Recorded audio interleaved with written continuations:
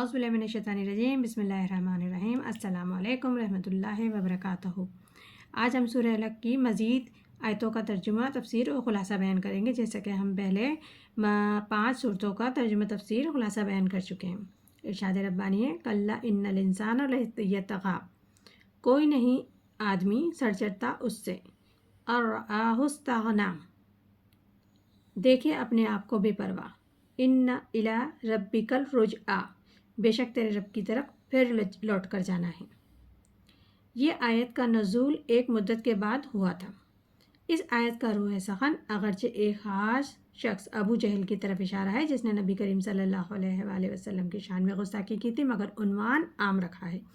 اس میں انسانوں کی ایک کمزوری بیان کی گئی ہے، جب تک کہ وہ دوسروں کا محتاج رہتا ہے تو وہ سیدھا چلتا ہے۔ جب اس کو یہ گمان ہو جاتا ہے کہ وہ کسی کا محتاج نہیں، تو اس کے نفس میں طغیان یعنی سرکشی پیدا ہو جاتی ہے، دوسروں پہ ظلم کرنے کے رجحانات پیدا ہو جاتے ہیں، جیسا کہ عموماً مالدار اور اقتدار حکومت والے، صاحب اولاد والے جو کثرت سے رکھتے ہیں، ان لوگوں میں شامل ہے۔ اور ابو جہل کا بھی یہی حال تھا کہ وہ مکہ مکرمہ کے خوشحال لوگوں میں سے تھا، اور اسی گھمنڈ و تکبر میں وہ سید الانبیاء صلی اللہ علیہ وآلہ وسلم کی شان میں گستاخی کر بیٹھا تھا۔ تو اسی لیے اللہ تعالیٰ نے فرمایا کہ بے شک کچھ بھی کر لو، لیکن آپ کے رب کی طرف پھر لوٹ کے جانا ہے، اور اپنے ہر کیے کا انہیں بدلہ دینا ہے، جو کچھ وہ دنیا میں ہم کرتے رہے ہیں۔ آگے ارشاد ہوتا ہے، ارأیت الذی ینہی عبدا اذا صلی، تو نے دیکھا اس کو جو منع کرتا ہے ایک بندے کو جب وہ نماز پڑھتا ہے۔ آپ صلی اللہ علیہ وسلم کے مخالف ابو جہل کی مذمت عام الفاظوں سے دوسرے مخالفین بھی اس میں شامل ہیں، جو آپ صلی اللہ علیہ وسلم کی شان میں گستاخی کیا کرتے تھے۔ اس سبب سے ان آیت کا نزول ہوا، اور آخر تک ایک واقعہ اس کی طرف اشارہ ہے۔ جب اللہ تعالیٰ نے نبی صلی اللہ علیہ وسلم کو نماز پڑھنے کا حکم دیا، تو آپ صلی اللہ علیہ وسلم نے نماز پڑھنا شروع کری۔ ابو جہل جب آپ کو نماز پڑھتے ہوئے دیکھتا تو رک کے کہتا کہ میں نے آپ کو بارہا منع نہیں کیا کہ آپ یہ نہیں پڑھیں گے، تو آپ صلی اللہ علیہ وسلم نے اسے جھڑک دیا۔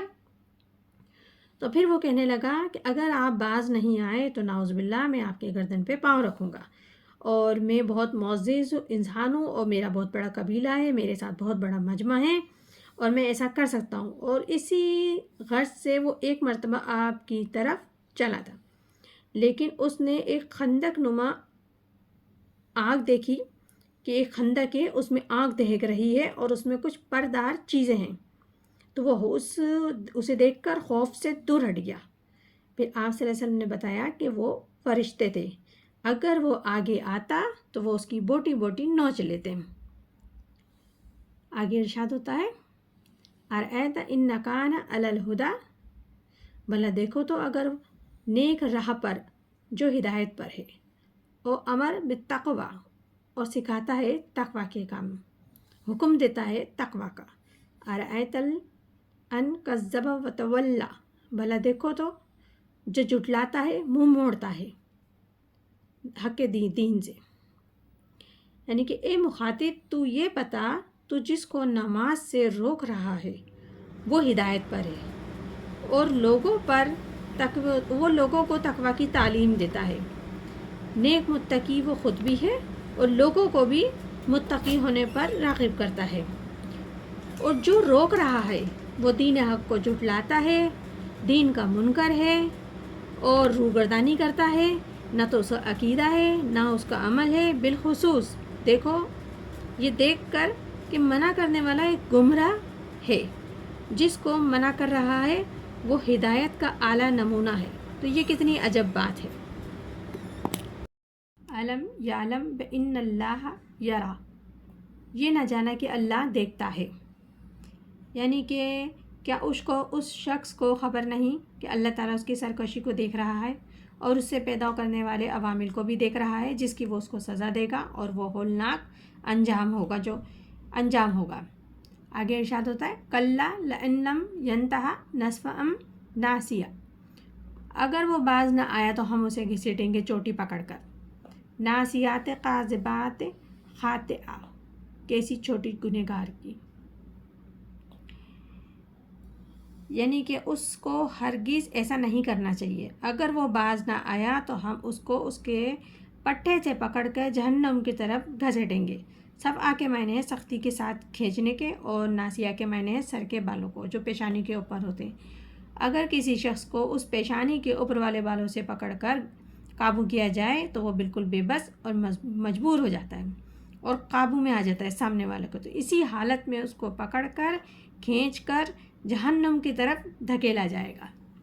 آگے ارشاد ہوتا ہے فَيَدْعُو نَادِيَ، اب بلا لو اپنے مجلس والوں کو. سَنَدْعُو الزَّبَانِيَ، ہم بھی بلا لیتے ہیں پیادوں کو.